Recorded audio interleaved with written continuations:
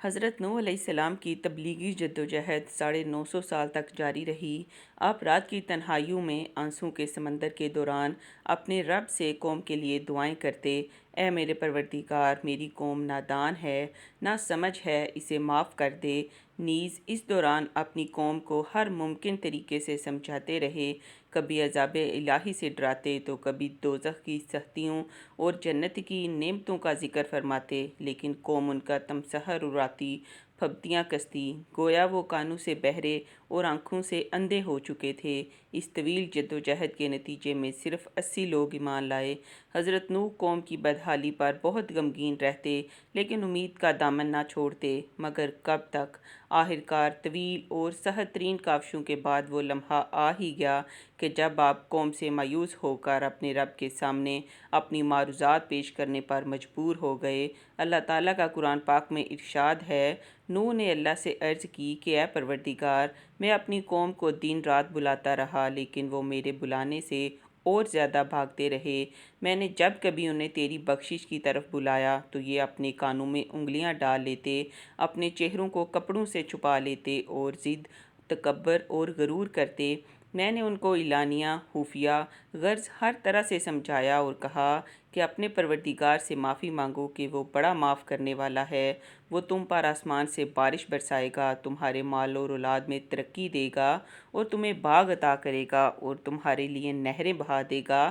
آخر تم کو کیا ہوا ہے کہ تم اللہ کی عظمت کا اعتقاد نہیں رکھتے، حالانکہ اس نے تم کو کئی طرح سے بنایا ہے؟ کیا دیکھتے نہیں ہو کہ اللہ نے کس طرح 7 آسمان اوپر تلے بنائے ہیں اور ان میں چاند کو خوب جگمگاتا ہوا اور سورج کو چراغ بنایا، اور اللہ ہی نے تم کو زمین سے پیدا کیا ہے، پھر وہ تمہیں اس زمین میں واپس لے جائے گا اور اس سے یکا یک تم کو نکال کر کھڑا کر دے گا۔ اور اللہ نے زمین کو تمہارے لیے فرش کی طرح بچھا دیا تاکہ تم اس کے اندر کھلے راستوں میں چلو۔ نوح نے کہا، میرے رب، انہوں نے میری بات رد کر دی اور ان رئیسوں کی پیروی کی جو مال اور اولاد پا کر اور زیادہ نامراد ہو گئے۔ ان لوگوں نے بڑا بھاری مکر کا جال پھیلا رکھا ہے۔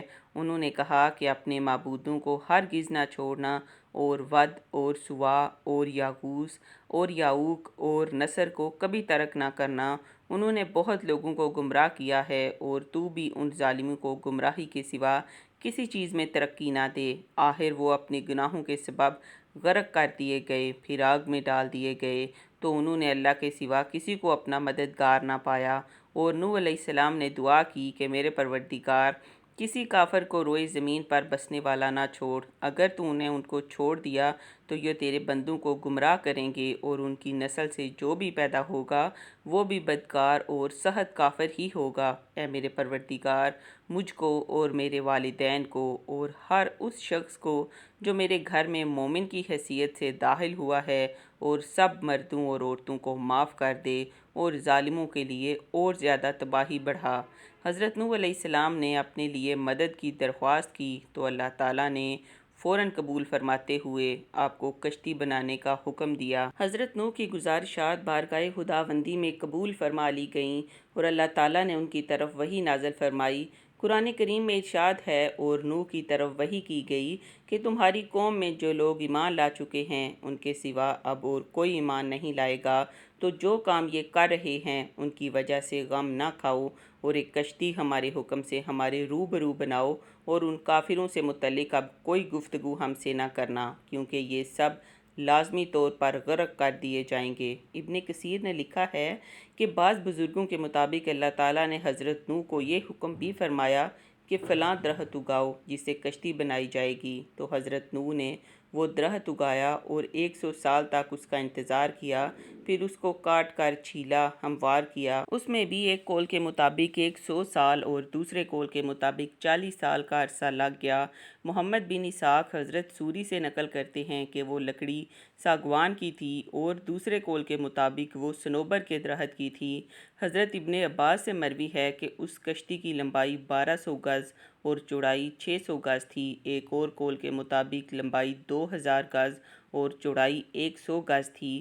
حضرت سوری فرماتے ہیں کہ حضرت نوح کو کشتی کے اندرونی اور بیرونی حصوں میں تارکول اچھی طرح سے ملنے کا حکم ملا تھا اور ہدایت کی گئی تھی کہ کشتی کے سامنے کا حصہ بلندی کو اٹھا ہوا ہو تاکہ وہ پانی کو چیر سکے۔ اس کشتی کی اونچائی 30 گز تھی اور اس میں 3 منزلیں تھیں۔ کشتی کے اوپر ایک ڈھکن تھا جسے وہ بند کر دی جاتی تھی، گویا آج کے زمانے کے مطابق وہ عظیم آبدوز تھی۔ حضرت نوح ایسے میدان میں کشتی تیار کرنے میں مصروف ہو گئے جس کے قرب و جوار میں دور دور تک کشتی چلانے کے لیے پانی موجود نہیں تھا۔ آپ کی قوم کے کافر لوگ جب آپ کے پاس سے گزرتے تو آپ کا مذاق اڑاتے اور کہتے کہ یہاں تو دور دور تک پانی موجود نہیں اور آپ پانی میں چلانے کے لیے کشتی بنا رہے ہیں۔ ان کے تصور میں بھی نہیں تھا کہ اللہ تعالیٰ انہیں پانی میں غرق کرنے والا ہے۔ آپ انہیں جواب دیتے کہ جس طرح آج تم ہمارا مذاق اڑا رہے ہو، اسی طرح ایک دن تمہارا بھی مذاق اڑایا جائے گا اور تمہیں بہت جلد معلوم ہو جائے گا کہ اللہ تعالیٰ کے غضب کا شکار کون ہوتا ہے۔ فرمان الہی ہے، وہ کشتی بنانے لگے اور جب ان کی قوم کے سردار ان کے پاس سے گزرتے تو ان کا مذاق اڑاتے۔